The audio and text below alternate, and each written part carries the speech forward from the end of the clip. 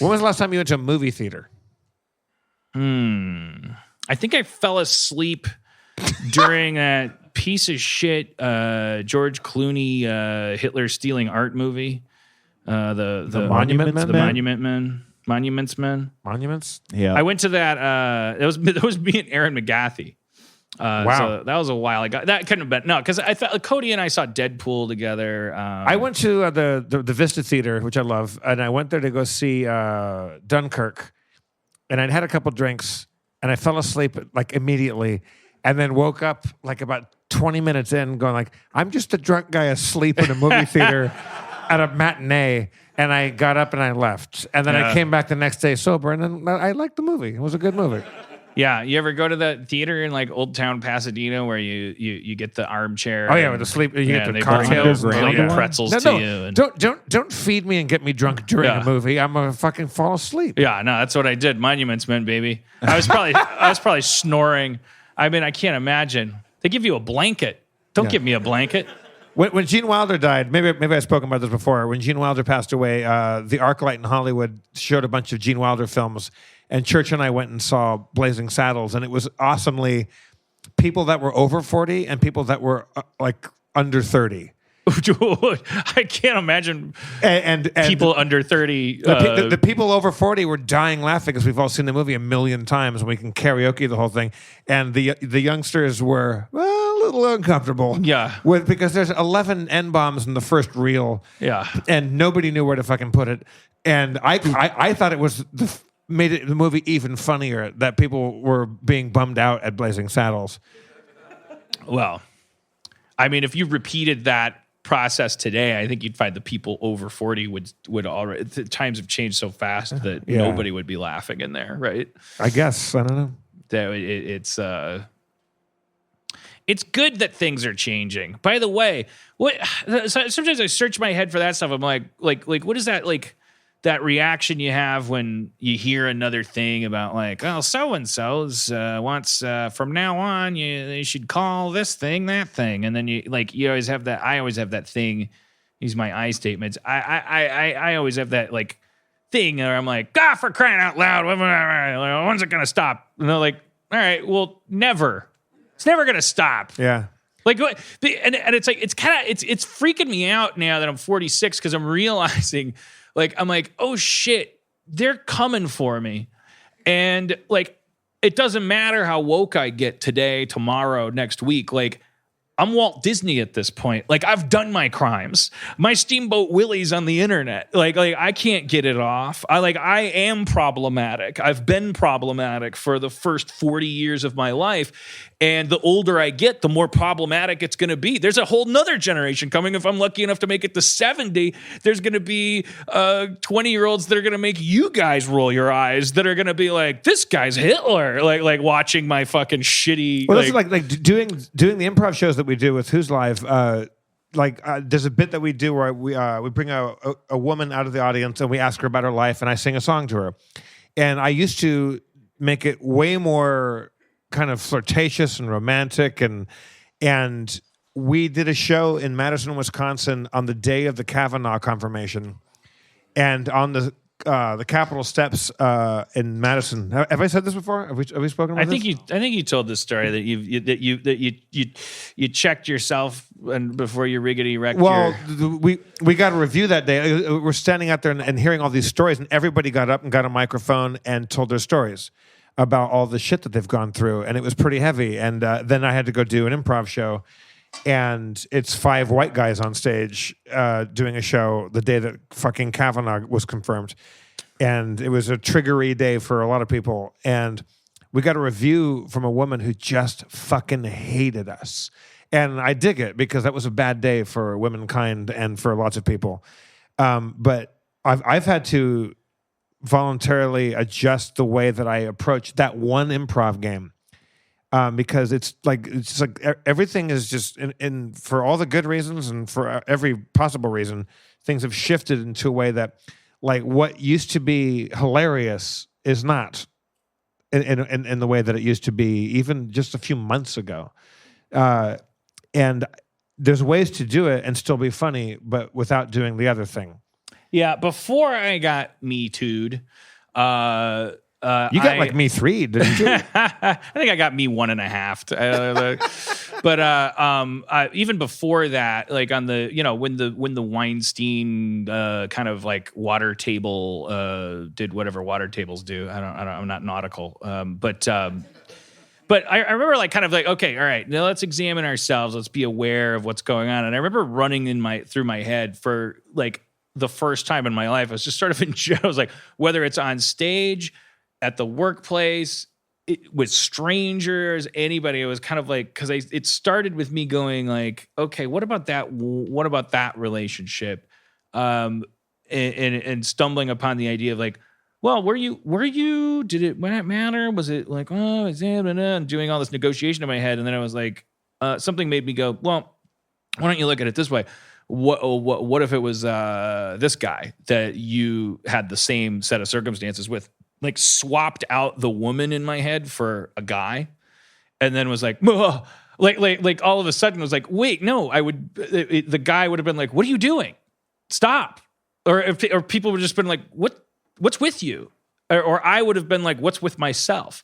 And then kind of like blossoming out in my head going like, oh God, every Dunkin' Donuts cashier, anybody like in any time, because there's a lot of stuff that like also part of growing up. Don't you feel like you came of an age where you were like, actually a lot of it was like absolutely not anything but like learning to be actually kind and charming or funny, or you know what I mean? Like part of being a man, like, and becoming confident. It was like, and it was involved like sexualizing, like, I don't mean sexualizing like the activity, I mean like gender wise, but like kind of like getting like sort of like acknowledging the differences between you and the person you're talking to. It was like, it was like the equivalent of like learning to use a flathead screwdriver. Like you were graduating from Fisher Price to Sears tools, and it felt benevolent. It felt the opposite of predatory. It felt gracious and chivalrous and charming and all this stuff. But then you look back on it and you go, okay, but now these kids are ready for, like, whether that was right or wrong, or it doesn't really matter. Now the kids are ready. They're like, okay, but let's wipe that clean. Like, don't talk to anybody in a way that acknowledges like anything that you perceive with your eyeballs, period. Like, just see them as a fucking like tennis ball on a stick, and like get ready for, be AI compatible in your dealings, and you will, then you don't have to worry about it. You talk about what scares you, talk about what, and all of those areas are problem areas. And I think that is what's frustrating for people, is they're like, oh, what? So I can never do this, I can never do that. Like, yeah, you can't. It's like, yeah, it's frustrating. It is like a bunch of stuff that you did last week, like it's not on the table anymore, and it's frustrating and embarrassing. And I do think that like the problem, the perpetuating cycle thing is that the people don't understand that the idea of correcting people or hoping that people get better, it shouldn't be such a gleeful activity, because you're not going to make any new converts. Like that's exactly their nightmare. So the only way that you learn that that it's sex worker instead of prostitute. Now, there's no Hogwarts for that. If you're 48 years old, you could be the best person in the world. If I went back through all of Harmontown, there's 1,000 things I would take back and not have said again, because they weren't funny then, and they wouldn't be funny now. Like it's like there's so many.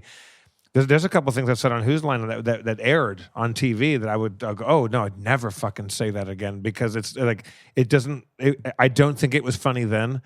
But I was allowed to get away with it then. Well, that's what I'm saying, and that's why it's almost like karma, because it's like how much glee have we taken when we were 18 and 25, like the idea that there was some time long ago that you could scroll back in the microfiche and like, aha, Kleenex had a racist ad, like, and we felt superior Like, I'd be like, aha, like, I caught you. You know, when you would dig that stuff up, it was just like more of a difficult thing to do, and it was more profound back then. I was like, but and then that makes me shudder now because it's like, oh, you're next, like you're Frigidaire, you're Disney, you're an institution if you're lucky. Remember Disney? You walked down Main Street and there was they're gone now. There was curtains that had swastikas on them. But I think it was swastikas in the old like Native American thing where it wasn't like that's Sure, old, yeah. that's an old symbol. But they were there. I remember you could fucking see a fucking swastika curtain up in the Main Street. That's wild, man. Do you remember how Mr. Toad's Wild Ride would take you through Alsace-Lorraine? Yeah, you had to go invade the Sudetenland and annex the Alsace-Lorraine. Fucking Mr. Toad's Wild Ride. I don't know if you guys have ever fucking been on this thing. It's great because it's a story of a bunch of animals led by a toad. And there's Ratty and there's the Famoli and whatnot. And you go and you start at a bar, then you go get some pie, and then you go to hell. Because it's about drunk driving, Well, yeah, right? you go to jail, then you get hit by you escape jail, you get hit by a train, you die, you go to hell, and then it's the end of the ride. And I Right. think it's just a cautionary tale about being British. Also, we went on. It was fucking freezing. It's the coldest I've ever been in Los Angeles or Orange County. It was just dead cold outside. We went on Mr. Toad's Wild Ride a bunch, and because it's one of the rides that doesn't have cameras inside, so we all had flasks of booze. So when you go inside and you get in the car and you go inside, you could just drink on it. And then at the end, you go to hell and there's heat lamps. And this guy that was running the ride, he's like, you guys have been on this ride like 12 times. Like, what is going on? I go, it's warm in hell. And he goes, oh, genius. It's like, we're only here for the drinking and the heat lamp in hell. You know, it sucks. Fucking submarines now that it's Finding Nemo. Boo. Yeah. B to the O to the O. There's no submarine in that movie. That's Well, they fucking can't terrible. update it. My Adderall came loose in my pocket. Oh no. Oh no! Your pocket's it just gonna fell be out. so I saw one hit the focused. ground. You got a loose Adderall on the carpet now. All right. Well, 3-second rule. let's not cause a. Yeah.